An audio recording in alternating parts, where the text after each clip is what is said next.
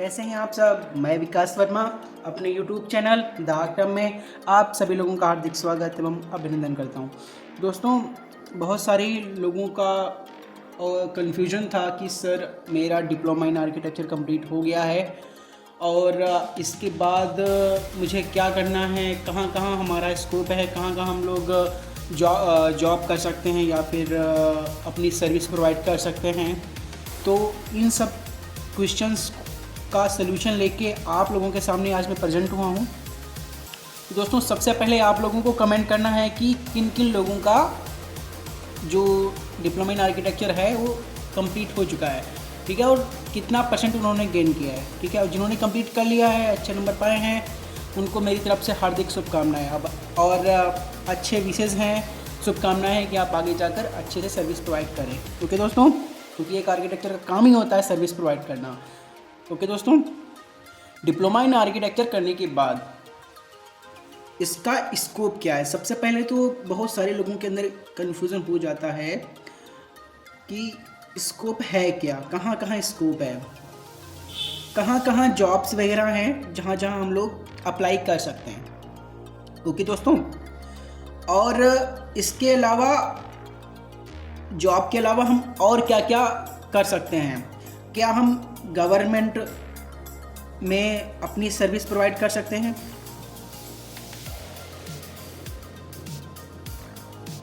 क्या हम private sector जो है वहाँ पे अपनी सर्विस प्रोवाइड कर सकते हैं,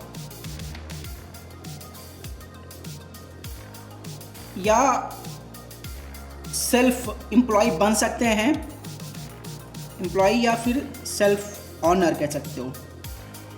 तो इन सभी क्वेश्चन का आंसर मैं आज आप लोगों को देने वाला हूं दोस्तों। ओके, तो बिना देरी के हुए वीडियो को स्टार्ट करते हैं। सबसे पहला टॉपिक रहेगा इसका स्कोप क्या रहेगा, जॉब क्या है, गवर्नमेंट जॉब में क्या हम सर्विस प्रोवाइड कर सकते हैं, प्राइवेट सेक्टर में क्या हम जॉब प्रोवाइड कर सकते हैं, या फिर सेल्फ ऑनर बन सकते हैं, मतलब कि क्या ऑफिस ओपन कर सकते हैं, ऑफिस ओपन करना है तो कैसे ओपन करना है, क्या हम ऑफिस करने के लिए एलिजिबल हैं, क्या हमें लाइसेंस मिल सकता है। तो इन सभी टॉपिक्स पर हम आज बात करने वाले हैं दोस्तों। ओके दोस्तों, तो बिना देरी किए हुए वीडियो को स्टार्ट करते हैं। तो दोस्तों, आज हम बात करेंगे कि डिप्लोमा इन आर्किटेक्चरल असिस्टेंटशिप के बाद या इसको कैसे कर सकते हैं। ये सब जानते होंगे आप लोग, और कैसे क्या इसमें एडमिशन लेना होगा। तो सबसे पहले डिप्लोमा इन आर्किटेक्चर असिस्टेंट अगर जिनको करना है या फिर जो कर चुके हैं, अगर जो कर चुके हैं तो इस वीडियो को स्किप करके आगे बढ़ सकते हैं। मैं फ़िलहाल बेसिक से लेके चल रहा हूँ। अगर जो भी आपके जूनियर्स हैं या फिर आपके नए बंदे जो हैं वो डिप्लोमा इन आर्किटेक्चर करना चाहते हैं तो वो कैसे कर सकते हैं। डिप्लोमा इन आर्किटेक्चर असिस्टेंट करने के लिए सबसे पहले आपने 10th के बाद ही कर सकते हैं, आफ्टर 12th के बाद ही कर सकते हैं। 10th के बाद में भी ये 3 ईयर्स का प्रोग्राम रहेगा, 12th के बाद भी ये 3 ईयर्स का प्रोग्राम रहेगा।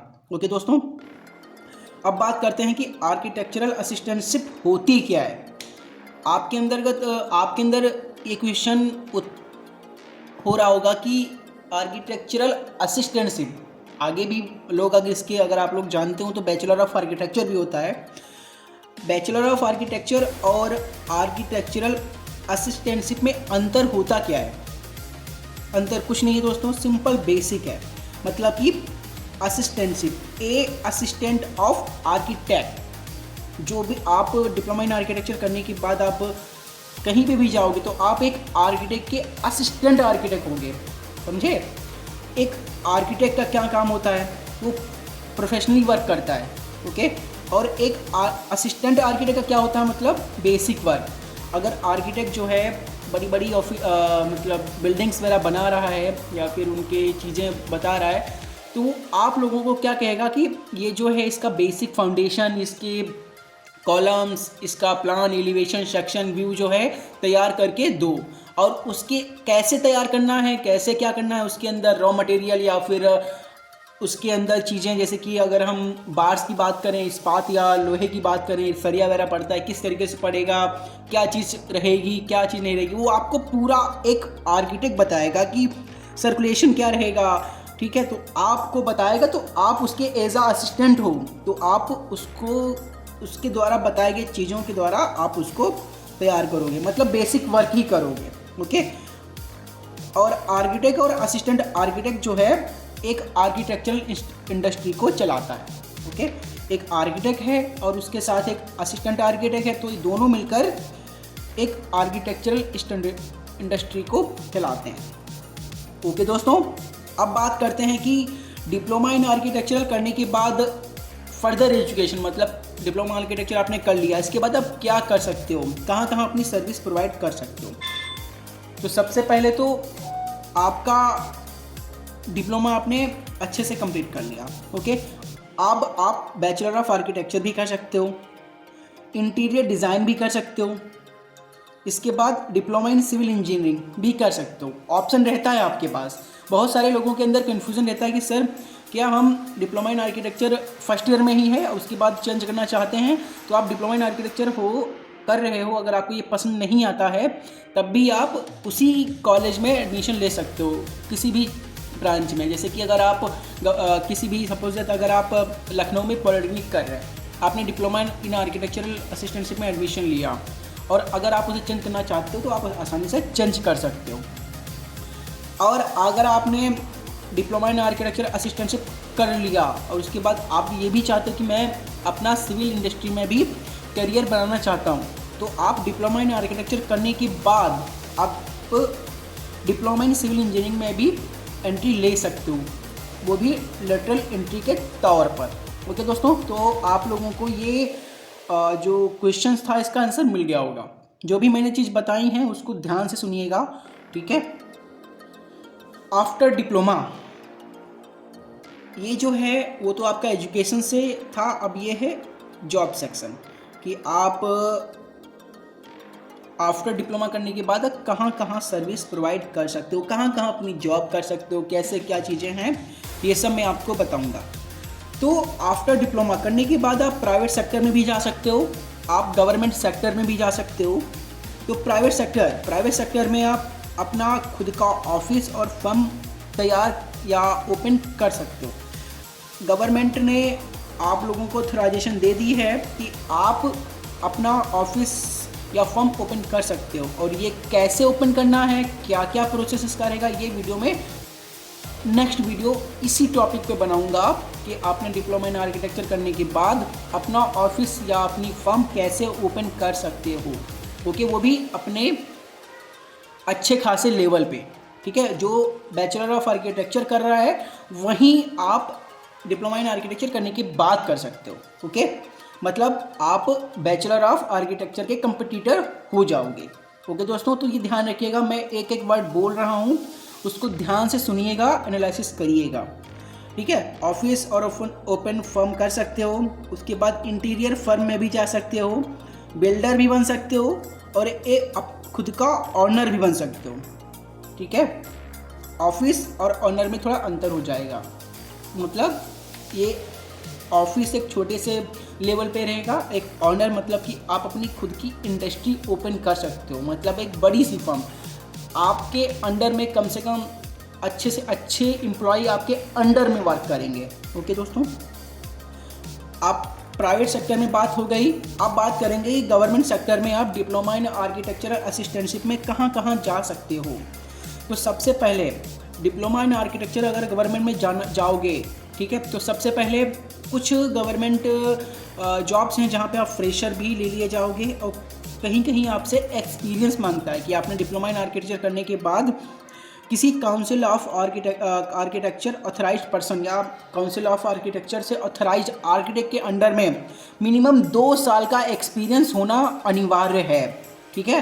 फ्रेशर से भी जा सकते हो, 2 साल के एक्सपीरियंस से भी गवर्नमेंट सेक्टर में आप जा सकते हो। अब गवर्नमेंट सेक्टर में आप कहाँ कहाँ जा सकते हो। CPWD मतलब कि सेंट्रल पब्लिक वर्क डिपार्टमेंट, ये जो है आपका, जैसे कि आपका नगर पालिका हो गया तो वहाँ पे PWD होता है, तो CPWD आपका सेंट्रल लेवल पे होता है। ओके, CPWD में जा सकते हो। सेंट्रल गवर्नमेंट मतलब आर्मी, नेवी, एयरफोर्स में भी आप अप्लाई कर सकते हो। आर्मी में कहाँ, जो आपका बॉर्डर रोड ऑर्गेनाइजेशन होता है BRO, वहाँ पे आप एज अ ड्राफ्टमैन के पद पर भी अप्लाई कर सकते हो।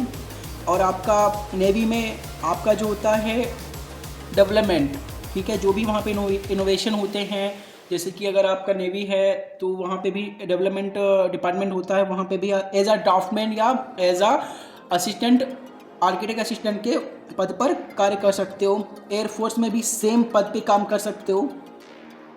डेवलपमेंट अथॉरिटी, जितनी भी आपके बड़े बड़े शहर हैं, जितनी जहाँ पे नगर निगम है तो वहाँ पे डेवलपमेंट अथॉरिटी हैं। जैसे कि अगर नगर निगम बात करते हैं लखनऊ की तो LDA है वहाँ पे, लखनऊ डेवलपमेंट अथॉरिटी। तो जितनी भी डेवलपमेंट अथॉरिटी हो, चाहे वो दिल्ली की हो, मुंबई की हो, लखनऊ की हो, कानपुर की हो, ठीक है, या फिर बरेली की हो, तो मैं यूपी की बात कर रहा हूँ, तो आप डेवलपमेंट अथॉरिटी में भी आप काम कर सकते हो एज अ ड्राफ्टमैन। मतलब मैक्सिमम वैकेंसी जो है आपकी ड्राफ्टमैन के पद पर काम कर सकते हो मैक्सिमम। अगर वैकेंसी कहीं भी ड्राफ्टमैन की निकलती है तो वहाँ पे डिप्लोमा इन सिविल या आर्किटेक्चर असिस्टेंटशिप मांग लेता है, तो आप ड्राफ्टमैन के पद पर काम कर सकते हो। गवर्नमेंट ड्राफ्टमैन, ये तो आपके अंडर में आपका हो गया। अब जो UPSC है या फिर उत्तर प्रदेश स्टेट काउंसिल है तो वो गवर्नमेंट ड्राफ्टमैन की डायरेक्ट वैकेंसियाँ निकालती है, ठीक है। तो गवर्नमेंट ड्राफ्टमैन के पद पर भी आप काम कर सकते हो। इसके लिए आपको पर डे आप एक नियम बना लो कि मुझे पर डे शाम को बैठ कर, जैसे ही हम मोबाइल उठाए तो सबसे पहले आपको यही सर्च करना होगा गवर्नमेंट आर्किटेक्चरल जॉब, ठीक है। तो सेक्शन पे जाके लगातार इस पर आपको पर डे सर्च करना रहता है। वैकेंसी निकलती हैं, हिडन वैकेंसी निकलती हैं, 2 से 3 वैकेंसी रहती हैं, लेकिन इसमें विदाउट एंट्रेंस एग्ज़ाम कुछ जैसे कि अगर हम उत्तराखंड की बात करें तो उत्तराखंड सरकार ने ड्राफ्टमैन के पद पर वैकेंसियाँ निकाली थी मार्च अप्रैल के समथिंग, मार्च अप्रैल 2023 में, अभी 2023 में।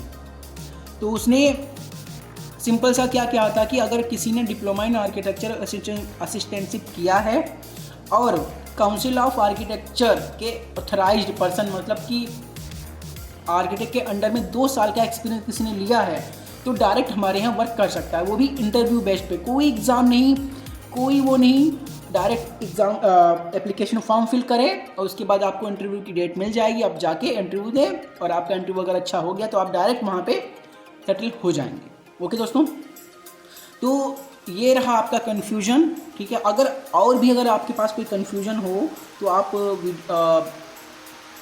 कमेंट सेक्शन में जाके कमेंट कर सकते हैं कि सर मुझे ये दिक्कत है और इसका स्कोप क्या है। अगर कोई भी क्वेश्चन हो डिप्लोमा इन आर्किटेक्चर असिस्टेंटशिप से रिलेटेड तो आप डायरेक्ट मेरे को कमेंट पे मैसेज करें, मैं आपको उसका रिप्लाई या उस पर अलग से अच्छे से वीडियो बनाकर आपको प्रोवाइड करा दूँगा, ठीक है। और दोस्तों लास्ट तक आपने देखा तो उसके लिए एक सरप्राइज़ भी है कि आप डिप्लोमा इन आर्किटेक्चरल असिस्टेंटशिप वाले लाइसेंस के साथ अपना ऑफिस या फर्म ओपन कर सकते हैं।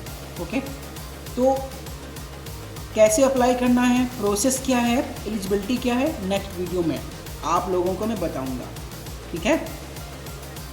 नेक्स्ट वीडियो में आप लोगों को बताऊंगा। ओके, तो अगर आप नए हैं तो चैनल को सब्सक्राइब कर लें, बेल आइकन को प्रेस कर लें ताकि अगर मैं कोई भी वीडियो अपलोड करूं तो उसका नोटिफिकेशन आपके पास पहुंच जाए, ठीक है। मतलब आर्किटेक्चर से रिलेटेड कोई भी नोटिफिकेशन आपके पास छूटने ना पाए। ओके दोस्तों, तो कैसा लगा वीडियो, लाइक ज़रूर कीजिएगा और कमेंट तो ज़रूर ही कीजिएगा। अगर मेरे से कोई गलती हो रही हो या फिर कोई सजेशन हो तो प्लीज़ मेरे को बताइएगा ज़रूर, ठीक है, ताकि मैं और भी अच्छे से इम्प्रूवमेंट कर सकूं, ठीक है दोस्तों। तो कैसा लगा वीडियो, लाइक शेयर कमेंट ज़रूर कीजिएगा। और आपके ऐसे दोस्त हैं जहाँ पे इनको इसके बारे में नहीं पता है तो शेयर ज़रूर कीजिएगा, ठीक है।